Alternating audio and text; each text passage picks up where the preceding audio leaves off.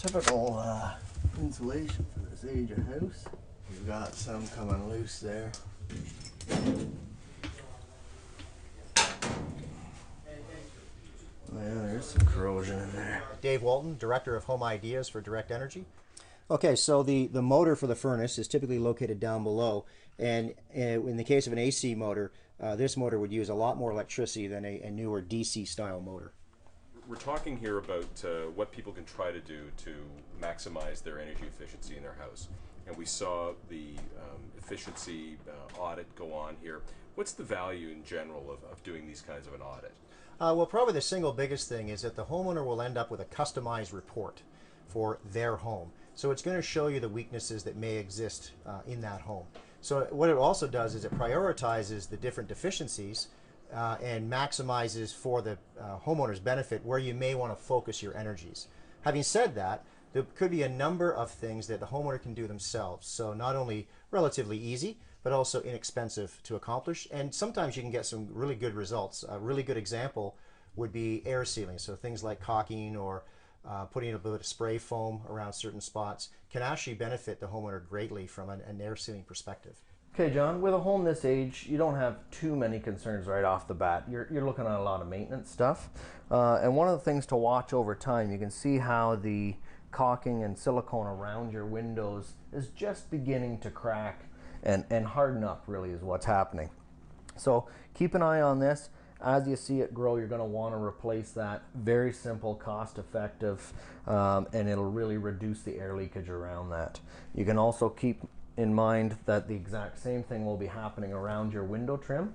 Sometimes the windows are not finished properly, and if there was not any caulking put along there, you can really feel a draft. So by simply using a caulking gun and a very thin bead of caulking, and I'll be the first to admit this is a practiced art. You know, if you do something many times, you get good at it, but if it's your first time, it can be messy. So a very small bead, and you can just do that along the outside edge of the wood trim of your windows. And really, you only need to do it on spots where you may actually feel a draft. Typically, up along the top of the window frame is often where you'll find any kind of leaks or gaps. So another thing that homeowners can do themselves, easily purchased at a hardware store, is you can buy a replacement door sweep. And what you want to do is you want to check the existing one. What typically happens is this material starts to turn brittle. Now this one here appears okay visually from the inside, but when I put my fingers in here, I can feel that some of these fins have all broken away. So that's going to contribute to a draft coming in. You can see on this new one here that the fins are all intact. And so the beauty of all of this is that this door sweep comes off very easily. There's a few screws in the door.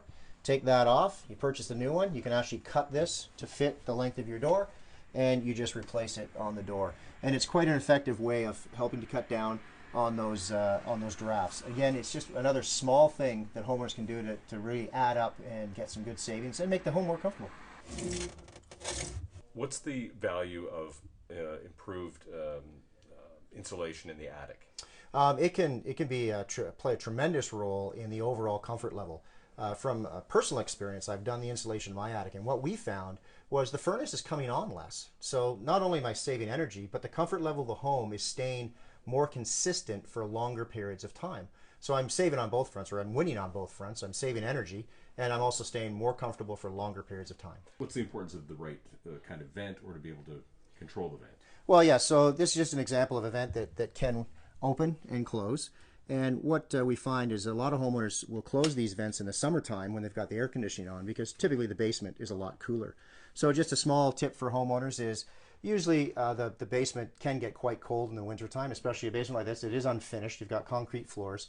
So you just want to make sure you go around to any vents that might be down here and just open these vents to make sure you are getting a proper amount of heat coming down into the basement. And that actually contributes a little bit to the floors above being warmed, and so you're a little bit more comfortable upstairs as well. It's a generic cover, that's all. People wonder about, what do I do with the air conditioning unit in wintertime? What's the answer? Yeah, a lot of people don't even think about it, but this homeowner has in fact thought about it, and they've got a cover on the air conditioner, which is great.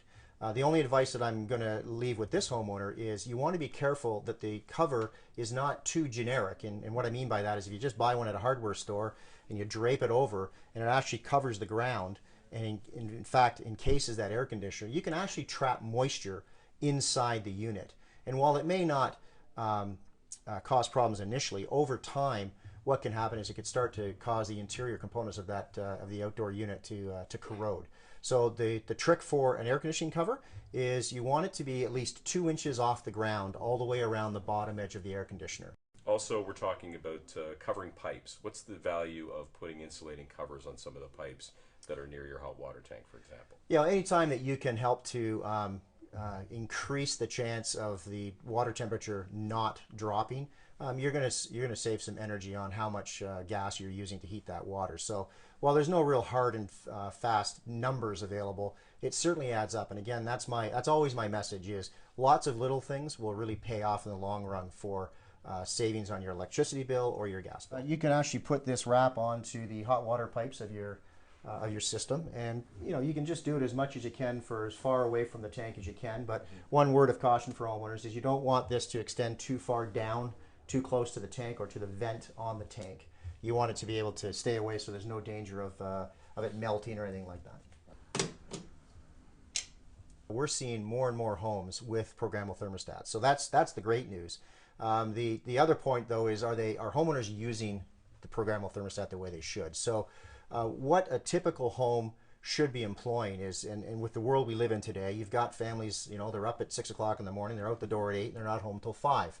So if you are relatively consistent that way Monday to Friday, there's no harm in dropping the temperature of the home that you might be enjoying otherwise down about 2 degrees and let it run that way all day, and maybe around 4:30 you program it to come back on and bring it back up to the temperature that you're most comfortable with in your home. Doing that through the daytime hours and then overnight, say perhaps from 10 p.m. till 6 a.m., doing that twice a day in a 24-hour period can lend itself to save as much as 2 to 3% off of your gas bill from a heating perspective. What about the filter being dirty or the furnace area not being kept perfectly clean? What effect does that have? Yeah, so like anything that requires air for combustion, which the furnace does, and this particular unit draws indoor air for combustion, so you certainly want to make sure you keep the area clear. And that includes various things like paints and solvents and things like that. That can pose an even more serious risk for the homeowner. But just generally from a safety perspective, you want to keep things away.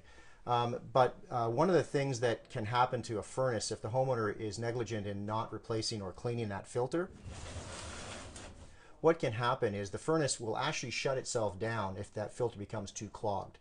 What Direct Energy sees a lot is we will get what we classify as a nuisance call. And one of the first things our service technician will check when they come to the home, the homeowners called us and said, my furnace won't work.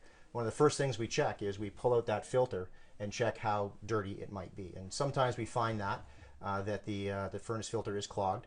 And out of fairness to homeowners, if you've got a new homeowner and stuff, sometimes they just don't know.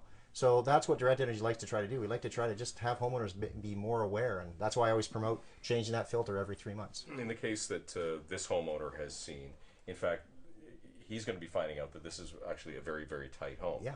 And so it's almost the opposite case where he maybe needs some fresh air. So what's the solution for somebody like this? Yeah, as a matter of fact, it is great news that this home is relatively tight. This homeowner is probably maximizing his energy savings as much as possible. But for a home like this, they may want to consider installing an HRV. And basically what that is, it's an air exchanger. So what it does is it takes the stale air out of the home, pushes it outside, and draws in fresh air. And the way that they get set up is we're actually able to mix the air coming in with some of the already heated air in the home. So now the air that's being drawn into the furnace is not cold air from the outside, yet it's warm air that's being mixed. So now it takes less energy to warm that air to send back out through the home. So some features that way also help with a little bit of energy savings.